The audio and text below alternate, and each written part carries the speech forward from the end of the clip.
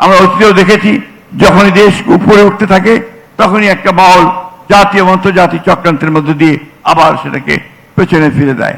আমি বিশ্বাস করি যে আপনার এই নেতৃত্বে আমরা আবার জেগে উঠতে সক্ষম হব। একটা কথা আজকে না বলে পারছি না, যখন এই পথচলা শুরু হয়েছে দেশকে নতুন করে গড়ে তোলবার জন্য আমাদের নেতা জনাব তারেক রহমান সাহেব কাজ শুরু করেছেন, নতুন করে দেশ গড়বার আন্দোলন শুরু করতে যাচ্ছেন, সেই সময় একটা মহল আবার দেশকে অস্থির করে তুলবার চেষ্টা করছে। এটা অত্যন্ত দুঃখজনক। আমরা যখন একটা পার্লামেন্টারি সিস্টেম এবং গভর্নমেন্টের মধ্যে গিয়ে পার্লামেন্টের মধ্যে দিয়ে সমস্যার সমাধান করতে চাই, তখন সেই মহলটি রাজপথে নেমে আজকে অত্যন্ত আমি মনে করি যে এটা একেবারে অন্যায়ভাবে তারা এই কাজটি করছেন, দেশকে আবার একটা অস্থিতিশীল অবস্থায় নিয়ে যাওয়ার জন্য। আমি কথাটা এই জন্যই বললাম যে আমাদের সকলের অত্যন্ত সজাগ এবং সচেতন থাকতে হবে। আমরা অতীতেও দেখেছি যখনই দেশ উপরে উঠতে থাকে তখনই একটা মহল জাতীয় এবং আন্তর্জাতিক চক্রান্তের মধ্যে দিয়ে আবার সেটাকে পেছনে ফিরে দেয়।